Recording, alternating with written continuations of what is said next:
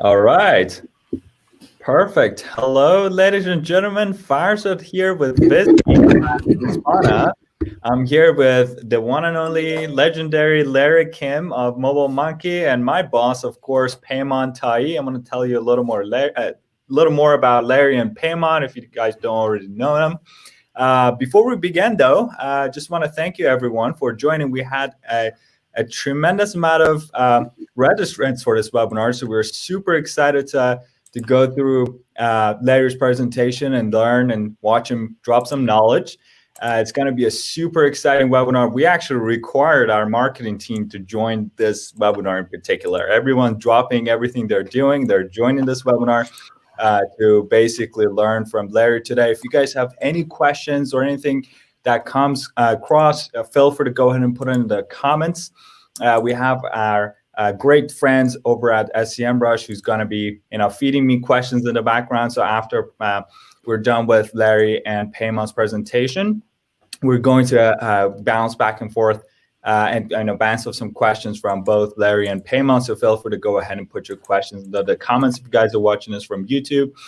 All right, let me see whether I got everything right. Yes, and if you guys come across, this is a live event. If you come across any sort of technical issues, feel free to go ahead and refresh your browser. That no one intends to get rid of all of them.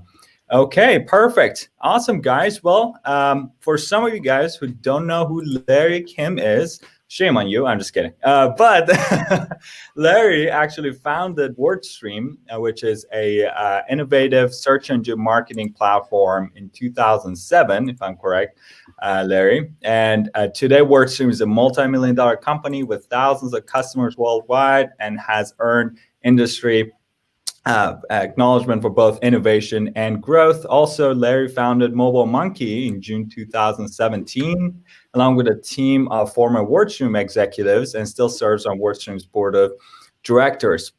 And for Mobile Monkey, for some of you guys don't know, it's a Facebook chatbot marketing platform, and I'm sure I'm butchering this. But if you guys haven't checked out Mobile Monkey, definitely go to their website, mobilemonkey.com. They have really cool products there. Also, Payman is my boss. He is the founder and CEO of Visme, the all-in-one visual communication platform.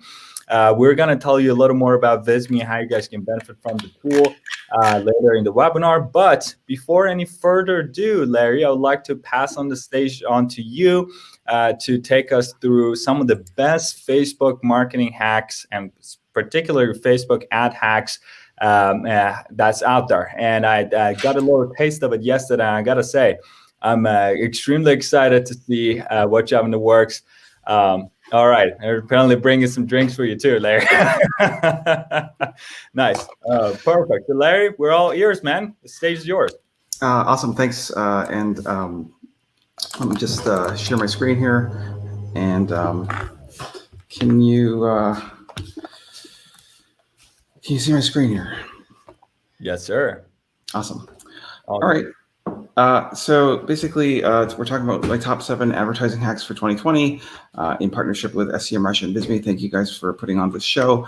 Thank you all for coming. A little bit about me. I am originally from Winnipeg, Canada. It's famous for being colder than Mars for half the year. I'm very obsessed with unicorns and started WordStream a decade ago. Grew to about 55 million in revenues in 2018 and sold it that year. I have a family, 2 boys, Julian and Oliver, aged 2 and 6, and I'm married to my wife, Kaylee, who just walked in there. I started a bot, like a messaging company a couple of years ago as well. All right, so enough about me. Back to our story. We're talking about top 10 Facebook ad hacks for 2020. And just so we're all on the same page, what's a hack? Well, my definition of a hack is something that's, it's not like, test a lot of things. Like that's not a hack. That's just like working hard. You know what I mean? Like, or optimize your bids. Like this is just obvious stuff. So like, I think a hack is something that's non-obvious, that has kind of like a loophole basically, but it's not illegal, and it's easy to clone, and then has a super high impact on your campaigns when you clone them. So that's what we're trying to look about here today. Talk about today. Facebook ads, I've been doing them for about 7 years now, and they used to be really amazing because things were about 1,000 times cheaper. I was paying maybe $1 CPMs for the audiences, for marketers and stuff like this. In the last 6 years, they've gone up to like $100, $150. Even in the pandemic, the CPMs are still, very, very high, like, 100 times higher than they were 6, 7 years ago. So that sucks. So basically, my takeaway here is that if you're still doing Facebook the way that you were doing it, 2, 3 years ago, it's just not going to work, because the prices here, they just keep going up, 10, 20% per quarter, and every 1 penny increase in ad costs is a one penny decrease in return on investment for you or your customers, if you're an agency. So hopefully, here's some kind of unusual ways to shake stuff up and try to bring back the golden era of cheap Facebook ads. Start with number 7. The Facebook ad hack is called the inverted unicorn ad targeting method. So the inverted unicorn ad targeting method, the easiest way to explain this to you is just give you an example of how this works. And by the way, I'm talking pretty quickly, but you can download these slides and get the bonus materials. There's a link at the bottom, bit.ly/Facebook-hacks-2020. So this is an example of a really innovative ad.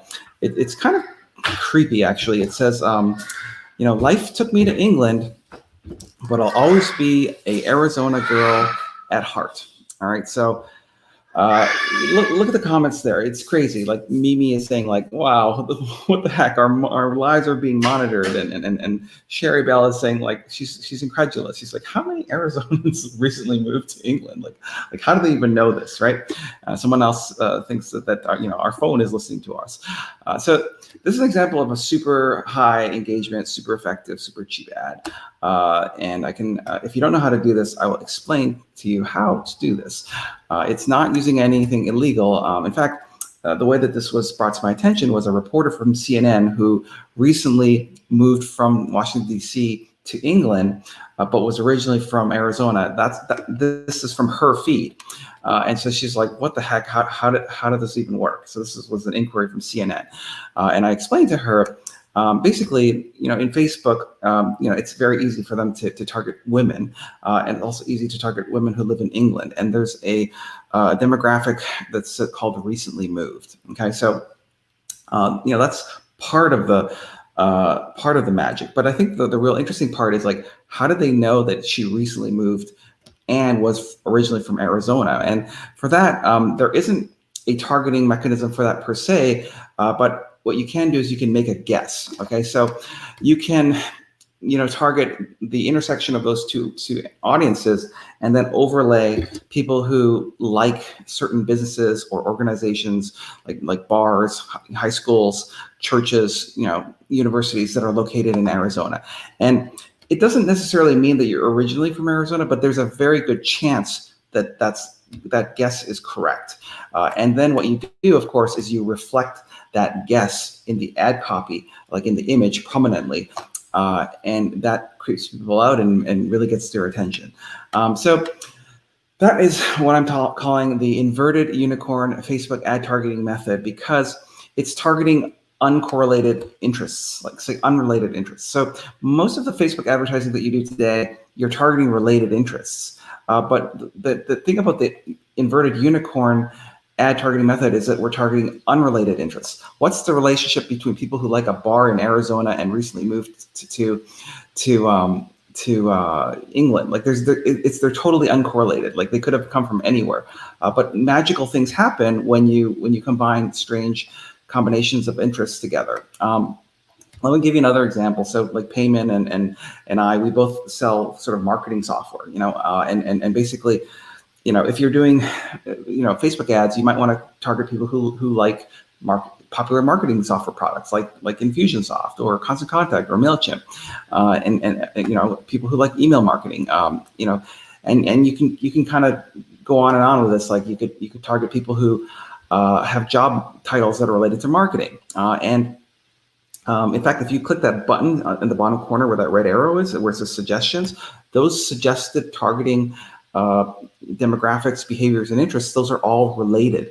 So you're kind of narrowing the circle. So you start with a wide net, and you're kind of carving out a smaller and smaller piece of that circle. And that's, sort of the conventional theory of Facebook advertising. And of course that makes sense, but now it's 2020, things are so expensive. We need to be a little more innovative.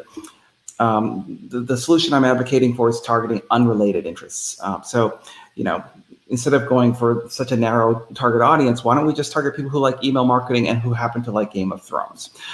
What's the relationship between Game of Thrones and email marketing? Absolutely nothing. There's no special interest of Game of Thrones like among people who like email marketing. Like it's a broadly liked topic regardless of whether or not you like email marketing. And so we're targeting people who like these niche fan pages, like the Sansa Stark fan page on Facebook. And so when you do this, you can then combine your ad copy to kind of resonate more with that target audience, because you're targeting not just one of their interests, but two completely unrelated interests. Like, in fact, the problem with this ad is that Game of Thrones is so popular. It actually works even better when you target very, very niche interests, like that are like so nichey.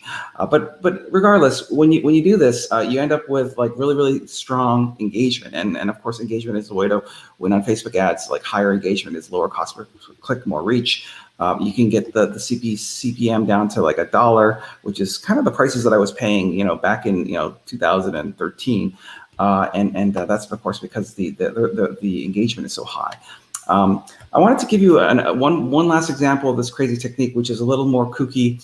So this was an article that I wrote. It was called "Facebook Ads, Fake News, and the Low Costs of Influencing an Election." So I just wrote a blog post on my blog about how to use Facebook ads to spread fake news, and I wanted people to read it, so I posted it, and I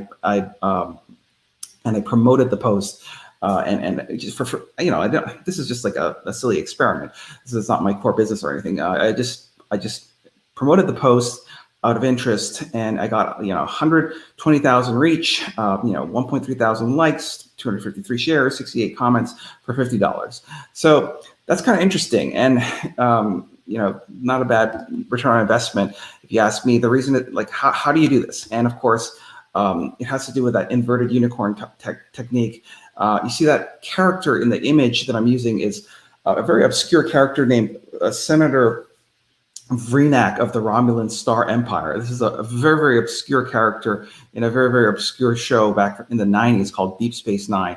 And that particular episode was about fake news, okay? So when I wanted to promote this article, I thought, people who are going to love to read this are liberals, because they're so mad about the election, and they want someone to blame, and they want to blame Facebook. But the problem was I only had $50 to spend, and this audience was like 50 million people. And so that's when the idea came, was like, well, there's this really, really obscure fan page for like hardcore Deep Space Nine pages. What if I overlap that interest? It only had like, less than a million people. It was like a couple 100,000 people who liked that fan page. So by intersecting those two, I cut the audience size down, by 98%. Okay, and the results, I know it worked because of that crazy image, because I looked at the comments on the ad, and it's like everyone is like laughing it up, and like one guy, Mike Alton, is saying like, I love that scene from DS9, like Deep Space Nine, like what a great tie-in. And Andrew here, he's replying, he's saying like, how many people do you think even know what that means? Like he's like so shocked that the company would use such an obscure reference like in an ad. And what Andrew, of course, doesn't understand is the only reason why he's seeing this ad in the first place is because I have a hunch that you would appreciate that obscure cultural reference. So basically, in conventional Facebook marketing, we're always targeting by related interests, but I think that the inverted unicorn is a very serious topic worthy of more research, because by doing this kind of more unconventional, ridiculous targeting, which is totally legal, there's nothing illegal about this. You're just kind of combining them in a way that they might have not intended. You can come up with some very surprising combinations of unrelated targeting attributes. I think this is a very interesting way of making boring ads more interesting, because like say you're selling like I don't know, toilet paper or something like really boring. You could make it really interesting by combining that with some other interests. It's like two forces of attraction rather than just one, or even nothing says you can't. You could do this with three interests. Like basket weaving. Grandpas who like Metallica. You could kind of combine them to appeal to multiple interests while cutting down enormous audience sizes to be more appropriate for your budget size. My number 6 ad hack today, it's the Facebook web traffic bomb. So this is like a pretty, maybe you don't know this, but how do you get your book on the New York Times bestseller list? There's a really easy hack to do this. And do you know what this is? It's basically, you buy thousands of copies of your own book, okay? And then what happens is then when they compile the numbers for the next week, they say, oh my goodness, there's like 20,000 books purchased here for this book, okay? So you just buy your own book, a lot of them, and then it debuts on the bestseller list. And then people say like, oh, what's this new book on the bestseller list? So basically, there's an organic flywheel that just needs a little bit of greasing. Like you need to kind of give it a little push to get the ball rolling. And so all of these sites like Medium and Hacker News and Reddit and LinkedIn Pulse, any aggregation news site, they all work on the same principle. They have these algorithms that surface content that are getting a lot of clicks, views, and comments. And so here's an example that I did, which was actually the #1 article on Medium for almost a week, about a year and a half ago. It generated over 1 million views, 9,000 likes. It's just a kind of a generic business article about multitasking is killing your brain. But how the heck do you get this thing to trend on Medium to the point where I'm like the #8 author on all of Medium, like behind like, I don't know, Ev Williams and Hillary Clinton and Gary Vaynerchuk. So, and here's some of the stats just showing like, it continues to generate hundreds of thousands of views per month. And so the question is, how is that possible? It has to do with the Facebook web traffic bomb. So these stupid algorithms, they just recommend stuff that seems to be getting a lot of hits. So what I did was I just like, instead of buying the most expensive traffic, I just went for like the cheapest, crappiest, kind of, lowest quality traffic, like the audience network, worldwide. And I set a very low cost per click limit. So I ended up getting, an enormous amount of clicks in a very short period of time, pushing to that piece of content. But this is like from different IPs, and it looks like real traffic is going to these articles, and then those platforms say, holy moly, like we just got 800 viewers to this article, in the last hour. Maybe we should like promote it in the feeds and in the email newsletters that go out, and around you go. What's the chance of getting to the front page of one of the major Reddit subreddits?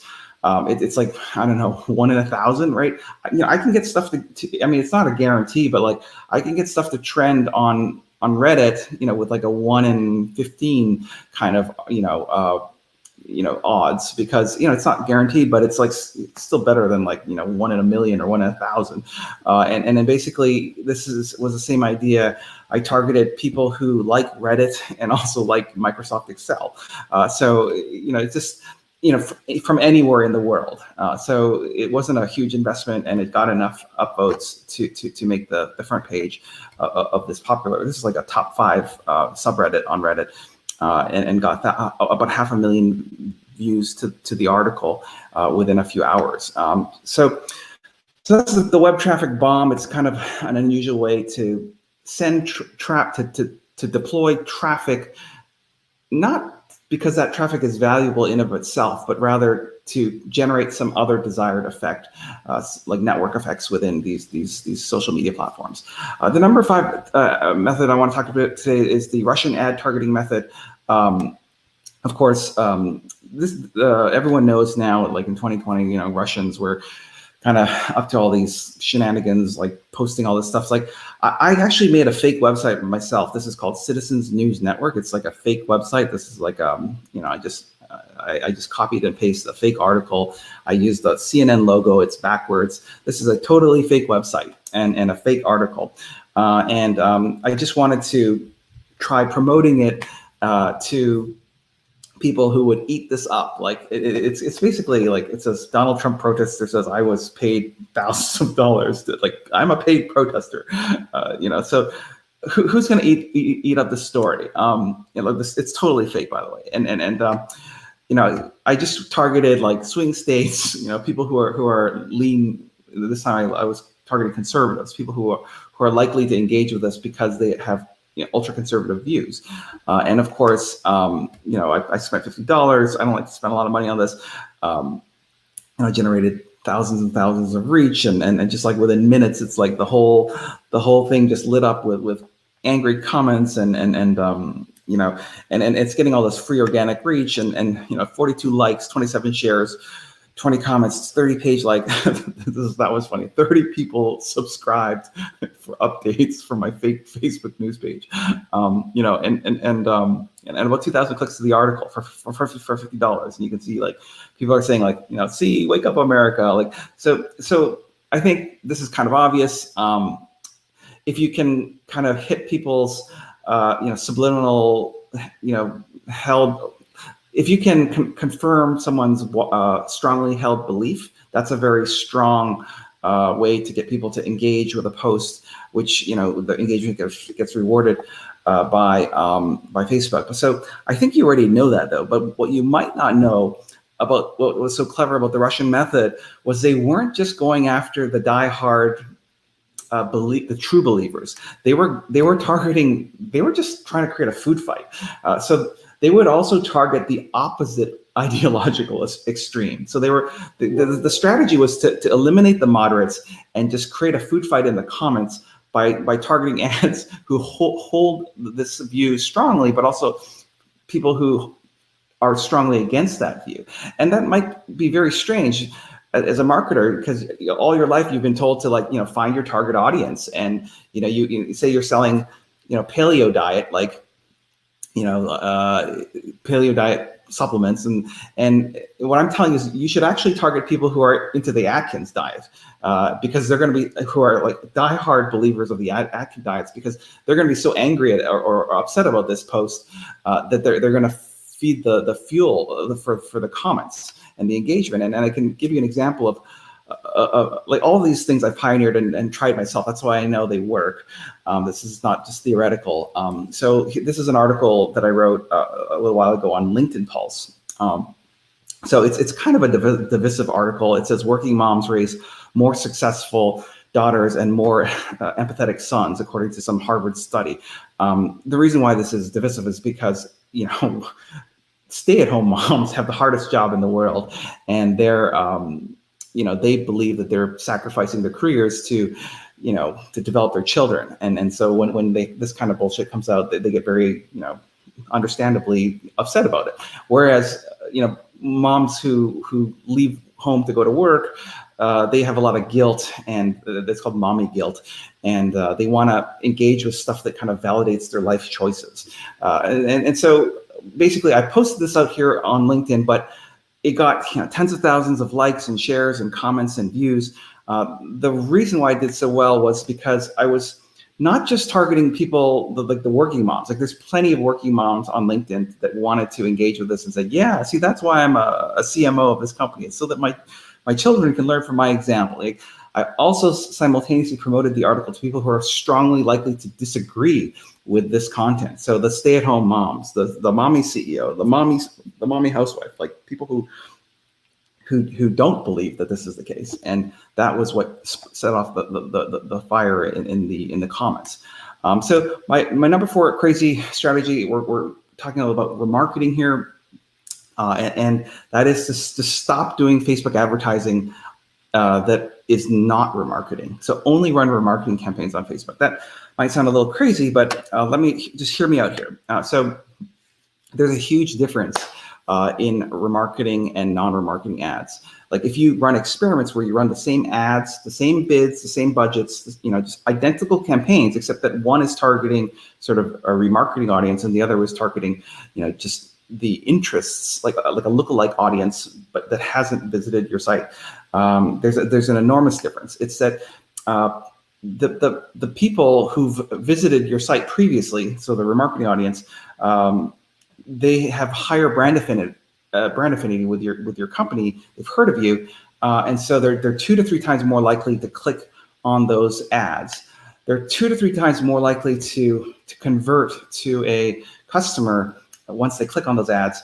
And of course, what this really means is that 70% of your conversions are coming from, 10% of your spend on average. The remaining 30% of conversions is extremely expensive. It's soaking up 90% of your Facebook ad spend. And so it used to be that you could use Facebook to kind of market to people at the high end of the funnel, and the low end of the funnel, the middle end of the funnel. But now it's gotten so expensive, and it continues to get more expensive, that you have to cut somewhere, because it's just not every quarter this becomes less and less profitable. And so at this point, I'm suggesting just get rid of the non-remarketing spend and only use Facebook as sort of a kind of a lower funnel conversion mechanism. Unless you're doing those crazy top of funnel ideas that I was just talking about before. If you're just using regular Facebook ads, well then focus on the remarketing and cut the rest of the spend. What should you do with the rest of the money? We'll talk about that in just a second. So remarketing, it's really amazing. It triples your click-through rates, cuts your CPCs in half. It triples conversion rates. The problem with a remarketing only strategy is that it's usually constrained by volume. So typically there's just going to be less clicks, less impressions, less spend, and it's kind of like running a football team with only defense and no offense. Which marketing, you need to convert the people in your funnel, but also find new people. So the problem with remarketing is that you've got these small audiences, right? Usually it's the case that there's a small number of people who are familiar with the brand, but there's a larger audience of people who might want to buy your stuff who are not familiar with your brand.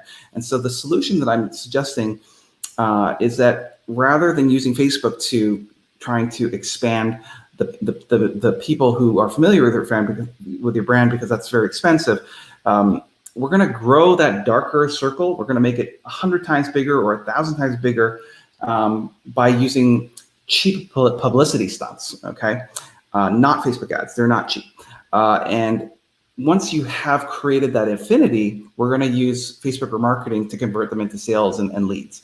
And so this is kind of what it looks like. On the left, it's kind of your old way of spending. It was like 10% of the budget went to remarketing campaigns, 90% to non-remarketing. What I'm saying is get rid of the 90% non-remarketing spend. Instead, and I mean, it's so crazy that I'm even saying this, like go after like TV or radio or PR stunts, just cheaper. The old school ways of doing marketing, they're so old, but digital marketing became so expensive that these older ones actually are kind of interesting from a cost perspective. So just engage in these other cheaper ways to create the awareness, and then deploy. You'll have more people that have heard of you, and so more money will go to remarketing because you'll have grown the number of people who've heard of you. So that's kind of the general example. The main question people often ask is, well, where do I spend this money? How do I generate all this, this awareness, using cheap publicity stunts? Well, I'll give you a couple examples. LinkedIn is broetry. It's like these double-spaced poems about like life and work on LinkedIn. Like this is all the rage for the last 2 years. You just write a little story about like something you believe in. This took me 15 minutes. It was just a story about like, how I got rejected 100 times and then ended up selling the business for $150 million. And it took 15 minutes to write up. It got 850,000 views. Like you can see the number right there. It generated 25,000 website visitors. It took about 15 minutes to write this thing up. It was like, there's a limit of like 400 characters in one of these status updates. So like, if you can just create these cheap ways to generate traffic to your website, then you don't have to pay for those clicks from Facebook, like the higher funnel clicks, and then you can remarket using Facebook to convert these users. Because that's how marketing works. People, you engage in these, kooky PR stunts to a broader audience that includes your ideal customer demographics to create awareness. People, they don't necessarily buy your stuff right away, but they'll start to remember you and have a positive bias towards you. And later when they need to buy, I don't know, messaging software or infographic software or AdWords software, like or Semrush, like SEO software, the hope is that when that need arises, they're more likely to click and more likely to convert. And that's the magic of how marketing really works. And I'm just suggesting that you kind of reorder the priorities to take into consideration the high costs of going after new audiences on Facebook. So we're almost out of time here. Our number 3 ad hack has to do with reciprocal marketing. So this is just another cookie way of growing that circle of people who have brand affinity with your company and your people. And so one idea is to sell other people's products and services. And you might be thinking like, Larry, I have enough trouble selling my own products and services. Why the heck would I spend money to sell other people's products and services? What I'm suggesting is that maybe you could set up like a reciprocal win-win situation where like, here, I'll give you an example. Like Larry, on the one side, that's me, and then on the right side, there's my colleague Neil Patel, who's a kind of a marketing genius, and basically we have a lot of similarities. We have a good number of page fans. We're both kind of popular in this growth hacking community, but we're not competitive in any way. Like what I mean with that is I sell software and he sells consulting services, and so this is kind of an interesting fit in that we have some audience overlap, but we're not competitive in terms of our businesses. And so if you can find those kind of relationships, what you can enter into is these reciprocal relationships where like, hey, I have like 100,000 fans, and what if I promoted your offering to my offering, and I spent $5,000 on it, and I can I can give you access to my campaign so you can see the spend and everything, and what if you do the same thing for your audience? And the interesting thing about it is that this will be better than if you spent $5,000 of your own money promoting your own stuff, because of that whole brand affinity thing that I was talking about. Like there's a higher CTR, higher conversion rate, lower cost per click if the message is coming from a trusted messenger, and so there's going to be people in his audience who haven't heard of me, and there's going to be people in my audience who haven't heard of Neil. And so if you can, I mean, I think this is kind of like a paid version of influencer marketing. So like, a lot of times you might engage with some influential person to tweet some things or to share something on Facebook. A more interesting partnership, in my opinion, given that organic reach is not that great, would be to engage in sort of a paid sponsorship thing where you're running ads through their account, and possibly vice versa if you want to make it like a barter. So this is kind of what it looks like on a Venn diagram. You're just expanding the circle of awareness by partnering and tapping into other people's audiences at no cost to you if a reciprocal agreement can be hammered out. My number 2 Facebook ad hack has to do with a relatively new but very unused Facebook ad format called Facebook Messenger ads. So 97% of the money on Facebook is spent in 3 types of campaign types. It's traffic, engagement, and conversions. But if you ask me, I think you should be spending at least 10-20% of your ad budget on this lesser known campaign type that's like listed at the very bottom here. It's called the messaging campaign. The reason why I love this one is because it's you get the contact information, like the name and the messaging permissions and the location, and you get all the contact information on click. So when they click on this button, instead of going to a web page, if someone visits your web page, you don't know who they are. But if someone clicks on the send message button, they go into your Facebook Messenger feed, and you have all their you get all their information right away. And so instead of sending people to a website, the idea is you could send them to a messenger dialogue where you could it's kind of like a replacement for a landing page, and you could just take the same information that you were planning on taking from a landing page, except that you could do it in messaging. And here are the questions. Like, this is called segmentation using messenger funnels. So like, are you an in-house advertiser or an agency? And then like, if they click on one, the follow-up question could be like, well, how many clients do you manage? Or what's the primary marketing objective? So you can really get it's the same form information, but conversationally. And then once they've gone through your funnel, you can actually re-engage with them. So you can send them messages back through Messenger. And this is an example of I segment the audience of the people who said that they were agency folks, and this gets like an 85% response rate because I've done the work of segmenting the users. And so there's so much clever stuff you can do in messaging. Here's kind of one of the flows that I created. It's like, hey, can I ask you a question about your chat and marketing? Like, are you a novice, fan, or expert? Like, it doesn't really matter what the user answers. I'm just trying to sell my video courses. So the reason why I'm asking this is just to be able to reflect back what they said, so they feel like I'm building a relationship with them. So it's like a psychological principle that where you echo back what the person just said, and they're more likely to believe in whatever it is you're pitching. So it says like, I'm a novice. So it says, great news, I have this thing specifically for novices. If they say they're an expert, I just say, congratulations, I have this masterclass. Like, it's just the rhetoric changes ever slightly based on how they self-identify, and that's something you can't do in a static landing page. And another idea is like reciprocal concessions, where you say like, hey, I got this crazy course, it's $199. What do you think? Like 99.9% of people say it's too expensive. So they click on too expensive, and then I tell them like, oh, well, okay, you're right, that's a little expensive. What if I gave you a 94% discount code? So like, now it's like they feel like they've gotten something of value here, even though I had no intention of selling it for $199. They've just anchored on this higher price, and they believe that they've gotten a special offer. And of course, this has a high impact on conversions. So this is just an example of one of these experiences. So on the left, that's the ad for one of my webinars.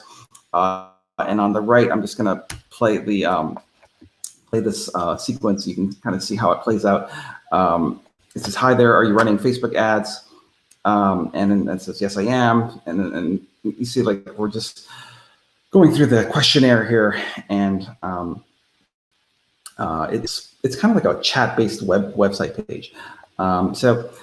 You still end up sending them to the sign-up form, but I've got all their credentials and messaging permissions. The result is I can drive webinar leads for like $3 to $5, whereas I'm just running regular Facebook ads. It's closer to $300 a lead. So my last idea for you today is just this Facebook Messenger post autoresponders, which we call comment guards. So what are these things? Maybe you've seen them before. Basically, it's you post something to your Facebook page, like this comment bait stuff, where like everyone wants to comment on this thing. Like you could post something like, "Where are you from?" and hundreds of people will respond to that. Okay, people just love to guess or answer questions or talk about themselves basically. So this is a quiz. This is the battle of the English of the math. One rabbit saw 6 elephants go into the river. Every elephant saw 2 monkeys. Every monkey holds a parrot. How many animals are going to the river? So this is one of these stupid riddles. And it just says, if you post your guess in the comments, I'll reply to you with the correct answer via our Facebook post autoresponder in Mobile Monkey. And so you just set these responses in Mobile Monkey and attach them to different posts, and we can send that information to them through Messenger, and the net result is it's just like a way of creating more engagement. So this is another example. This is actually my house. It says, this house was listed for $100,000. Can you guess what Unicorn Realty sold it for? Enter your guess below, and we'll send you an answer via Messenger. So this is for a realtor. People are, guessing, 100,000, 180,000. I don't know. Like they're guessing, but then once they type in a message, we privately reply with them with the correct answer, as well as a PDF report of the housing market, in this area. And if you want to see another example of this, just go to this link here, bit.ly/FB hacks-2020. It'll actually send you the PDF file of this presentation.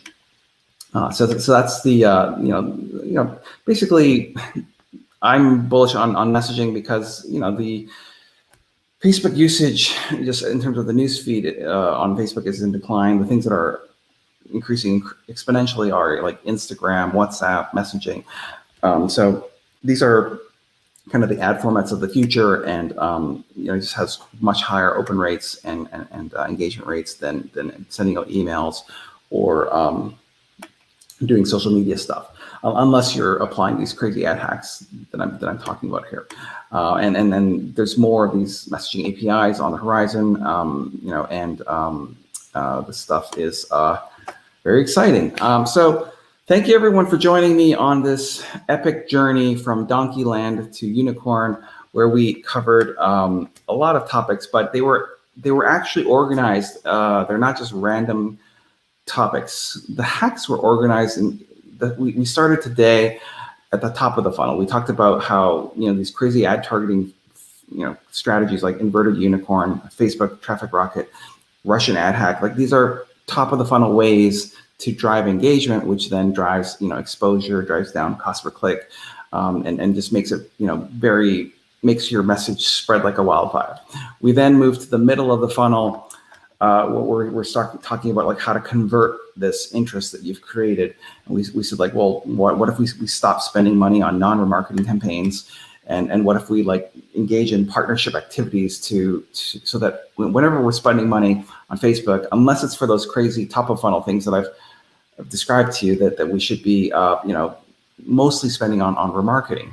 We then moved to the bottom of the funnel, where I talked about two of my favorite ad formats for converting these remarketing folks into leads and sales. So that's all I had for today. Thanks to Visme and Semrush for the invitation and for hosting this. I think Payman was going to take it away from here. Thank you, guys.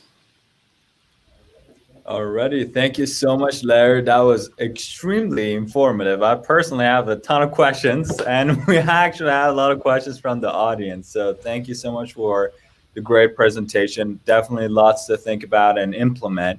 And I know personally, we're having our entire social team on this webinar. So we're going to be having an all hands meeting after this, and then we're going to try to implement some of these for both Visme and Response. So thank you so much for the valuable info.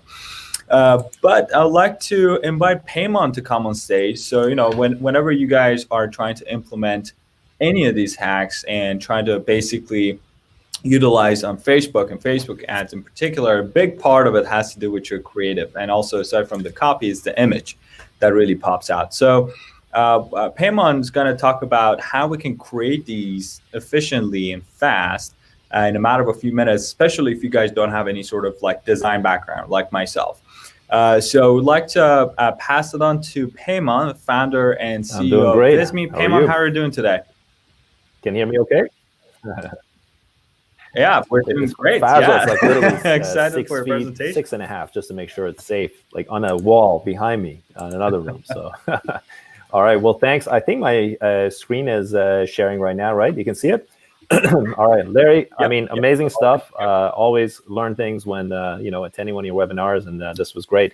So here's the thing: we talked about we talked about Facebook ads, and we talked about the strategy behind them. And what I'm going to do is I'm going to show you how to actually create one right now, and I'm going to show you how to create it in Visme.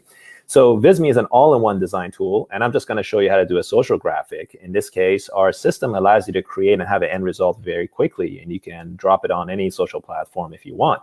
So I'm under social graphics, and I've gone to Facebook, and I'm here on the Facebook ads, and you can do Facebook posts too. They come in square and different shapes. Excuse me. So I'm going to scroll down. These are all animated, already animated, and of course we have them in a static format too, but I'm going to do an animated one for you. So I'm going to scroll down here, and basically I'm not really worried about the messaging. I just want to find a structure that's going to work for me. So as I come down here, I'm going to go and select this one, because what I want to do is I want to create something that's along the lines of what Larry was just talking about. So I'll open one right here. I'm going to call it Elon Musk and Visme ad. what am I talking about? So we talked about Larry in terms of here's a scenario. How about we target everybody who is a PowerPoint user and also is a fan of Elon Musk. All right. So what I've done here is in Visme now, what you can do is go in and actually we have all sorts of content. So I can grab text, I can grab all these icons, photos you can bring in, of course, data visualization, not necessarily for social media, videos. We give you all these videos, or you can, of course, in our business plans, upload your own video. So what I've done here is I've actually dropped one in already, and I got Elon Musk. I'm going to go ahead and add him to the canvas. So there he is. So let's go ahead and just make him as big as we want. And the messaging I'm going to use is going to be a little bit kind of get edgy. Now, let's see here. I'm going to go ahead and send him to the back, and let's bring him to the side here a little bit. So there's my image, and I've got this little thing. And I've got this graphic, by the way. These are animated illustrations. I could swap it for another one if I want to. So I'm going to go to graphics, and then I'm going to come here and say, hey, illustrations. We have all these really cool looking illustrations that you want in all different types of styles. They're ready to go. They're animated. But I'm kind of cool with this one because we're talking about Visme, so it kind of depicts a website. So let's go ahead, and I'm going to go on this one. Let's change the text down. So I'm going to just customize a little bit real quickly. Get down to, I don't know, 70. And I'm going to go ahead and paste that in. So let's go ahead, change the color to something light so it pops out in there. All right. And I don't really need this text. So here, I don't usually create a presentation. So this is, let's say, what Elon Musk is saying. Okay. So let's get another copy of it. And I want to do is bring another one. But when I do, I use Visme. Okay, so that's what I'm saying here. And let me go ahead and just color this one out. So anyway, almost done. And maybe what I want to do on that one is on the post, I might also have a link. So here's that. And again, I'm going to go ahead and size this down. I can get creative with things if I need to move this out of the way. All right, so, and then maybe, sign up. I don't really need the shadow. So let's say on this one, we say, check it out or sign up, whatever you want to leave it at. So what I'm going to do is now you could do, let's see what it looks like. If I want to share this for social media, you're going to download it, right? But what I could do is I could literally just share this as well. So I'm going to actually send you guys a link. I don't know if I can do that.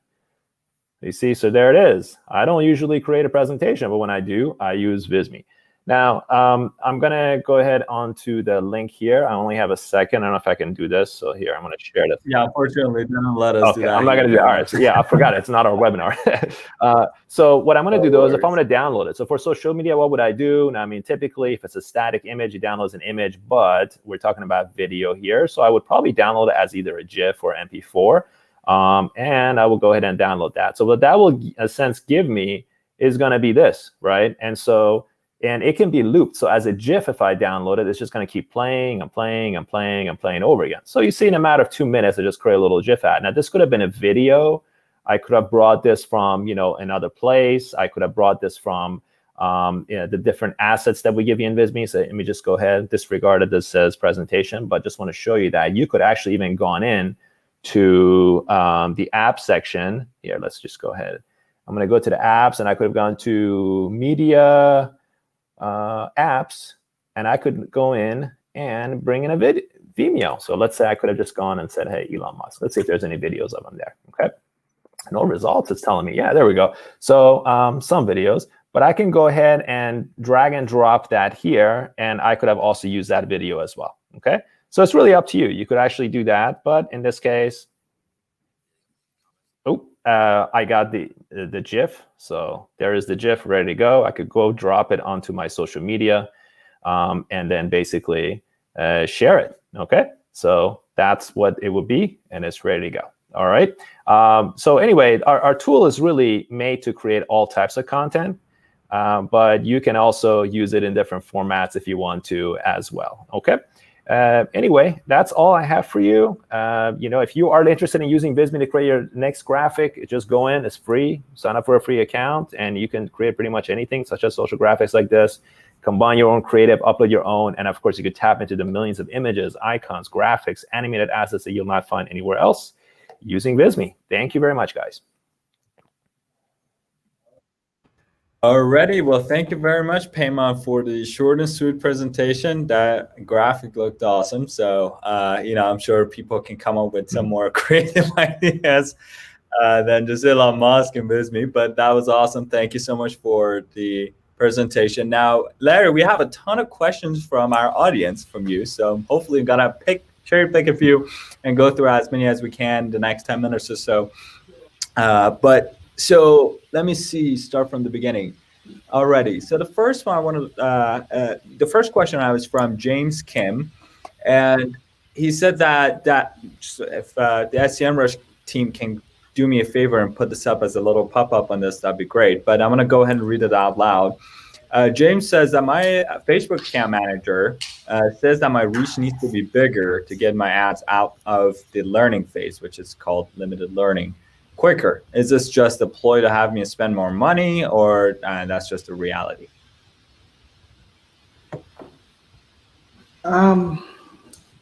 Yeah, it's hard to know.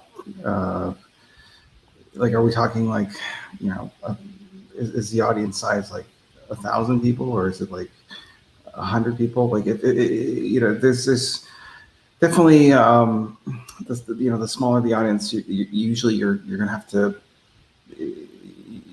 to spend more, just because it's more critical that you win those auctions. Like if it's like 500,000 names, then you don't have to have such a high name, high bid, because you can hang back and sort of like, people scroll through Facebook for like 20 minutes or something. So there's an ad every fifth post is an ad, actually. So you don't have to win every auction. You just want to win one or two of them. So like it kind of just depends. Like if we're talking like it's really, really small audience, I can definitely see, like you could run into a problem where the ads aren't showing, and you'd have to kind of really incentivize the system to show your ad by paying up. But the core of the presentation, if you were to go over the materials, it was that instead of paying up for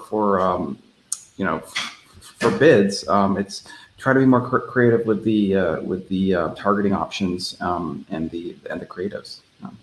I see. Yeah. Gotcha. So just to kind of rephrase the question, how do you determine, or I know obviously this is dependent on the type of ad, top of the funnel, bottom of the funnel, but what normally, what formula, how do you know the audience size that you picked is the right one? I like to normalize by budget. So, if you have $100 to spend and your audience is like 50 million people, well, then that's kind of, it just, as a rule of thumb, you could say, let's make numbers easy. It's not perfect. Like say it's like $100 CPM. Okay. So, and you've got $100 to spend. So you're realistically going to reach 1,000 of these people. So could you make an audience that's bigger than 1,000, but not, 1 million people? Like I think you want to make it, an order of magnitude bigger. Like, so like maybe 10,000 people if you only have $50 to spend. Gotcha. Okay. All right. Yeah, that makes sense. Thank you very much, Larry. I'm going to get back to you in a sec. Payman, we have another audience question. Let me see. Chetnia, and I apologize if I'm butchering the name here, but they're asking, how is Visme different from Canva? And I'm sure there's a bunch of other tools out there as well. Great question. So yeah, I just typed in, I don't know if my message came through, but I just typed in a little snippet and a link. I'm not sure if Kate can grab that and share that with everyone, but basically we are similar, but we're also very different. You want to think of, you can graduate from Canva to Visme in that we give you more flexibility and more options. You could do things in the video format. You could actually scale the different widgets. For data visualization, we're very strong. For presentations, we have very unique features.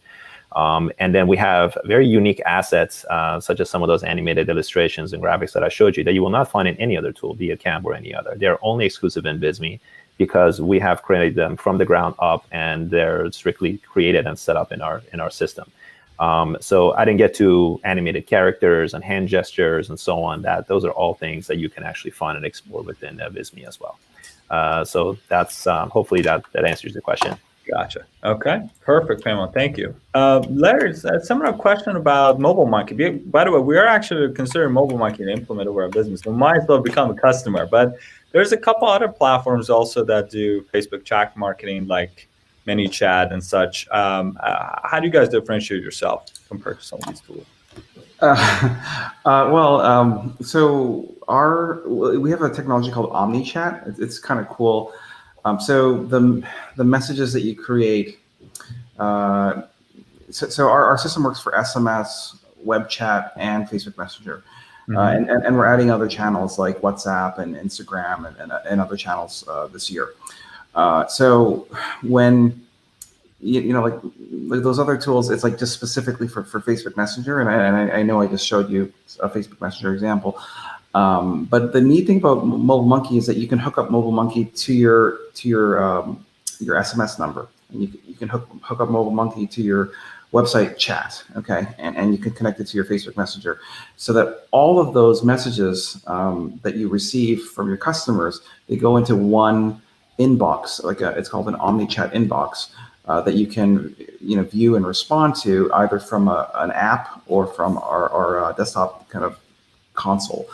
And similarly, the content that you send, so like all the messages that you want to send to your subscribers, you don't have to create a separate message for WhatsApp, a separate message for Instagram, and for SMS. Like, you just create the content once, and then you hit send, and it just goes to people. So it's kind of what we've done is we've made it kind of more that you don't have to manage 10 different channels. It's just one channel for all your messaging kind of communications, and we think that's a pretty big game changer. Gotcha. Thank you, Larry. And actually, James is asking a follow-up question, which is kind of similar to the question I had.